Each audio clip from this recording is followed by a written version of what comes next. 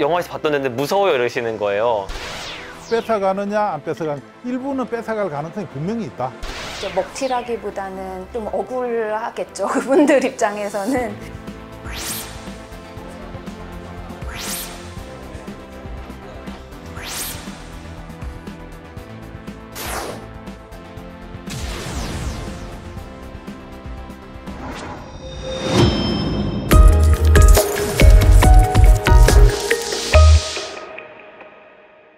한국 6년 일해요.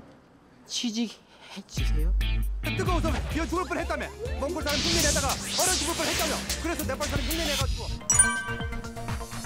130에서 많게는 150만 명 정도가 취업 활동에 종사하고 있습니다. 그런데 이제 그 중에는 전문 인력도 있지만 대부분 이제 비전문 노동 시장에 종사를 하고 있습니다. 내국인들의 이 임금 인상 요인을 둔화시킨다거나 또는 일자리를 침해하는 그런 현상들이 부분적으로 당연히 나타나고 있습니다. 임자가 들어오지 않았을 때 발생하는 생산 차질액을 고려한다면 상당한 규모에 이를 수 있다고. 인구 유출이 심한 업종이나 지역 같은 경우에는 이민자들이 없으면 생산 활동이 돌아가지 않는, 내국인 우선 고용의 원칙이라는 게 핵심입니다. 채워지지 않은 일자리를 보충하는 것이 고용허가제와 같은 방식인 것이죠.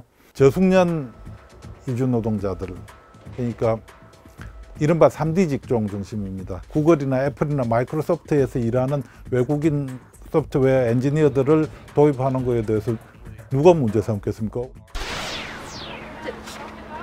나 베트남 사람 아니에요.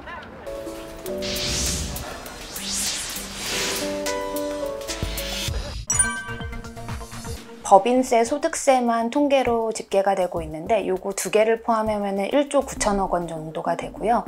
이 외에 간접세에 해당하는 여러 가지 세금이라든지 아니면 목적세, 그리고 지방자치단체에 부과하는 세금까지 합치면 한 2조 중반대에서 3조 가까이도 집계가 가능하다고. 외국인과 관련된 전반적인 이제 국세 예산이라고 보면은 그건 한 1조 3천억 원 정도고, 이 3,600억이 실제 외국인에게 쓰이는 금액이다라고 보시면 될 것 같습니다. 외국인들이 1년간 한 사람이 한 108만 원 정도를 납부를 합니다. 그리고 실제로 혜택을 보는 건 한 80만 원 정도의 혜택을 보고 있거든요. 최근 4년간 한 1조 정도의 흑자를 보고 있는 상황입니다. 2019년부터는 이제 그 건강보험료를 내야 하는 외국인들의 범위가 훨씬 넓어졌어요. 외국인들이 내는 그 과태료라든지 뭐 수수료라든지 그런 것들이 모이면 수익자 부담 원칙에 근거해서 외국인들을 대상으로 한 어떤 정책을 펼 때는 이 돈을 쓰자라고 하는 게 단기적으로는 이 방법이 맞다고 봐요. 왜냐하면 세금을 축내서 같이 공유해라고 하는 그런 반감은 어느 정도 완화시킬 수 있기 때문이죠. 알았어. 정책 어디 있어? 왔는데 뭐 그거까지 맞는 거 26입니다. 직관적으로 외국인이 많이 늘어나고 외국인의 범죄가 많이 늘어나는 것처럼 보이지만 그건 선입견에 불과하고요. 실제 통계 지표를 보면은 내국인 범죄율이 외국인 범죄율보다 줄곧 2배 이상 높았었습니다. 외국인들은 국내에 있는 내국인들보다 폭력범죄 비율이 좀 높은 것으로 나타나 있고요. 외국인의 주된 피해 대상은 외국인인 경우가 많습니다. 기본적으로 이제 외국인끼리 범죄가 많이 발생을 하더라고요.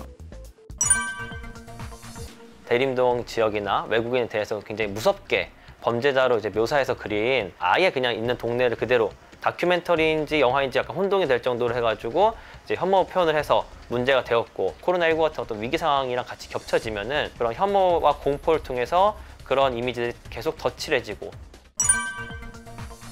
이주민이라는 낙인과 차별을 받게 되면서 1세대 이민보다는 1.5, 2세대 범죄율이 더 높아지는 것으로 나타나 있습니다. 자녀들이 한국에서 잘 적응할 수 있도록 도와주는 것이 미래의 외국인 범죄를 억제하는 데 굉장히 중요한 대책이라고 생각합니다.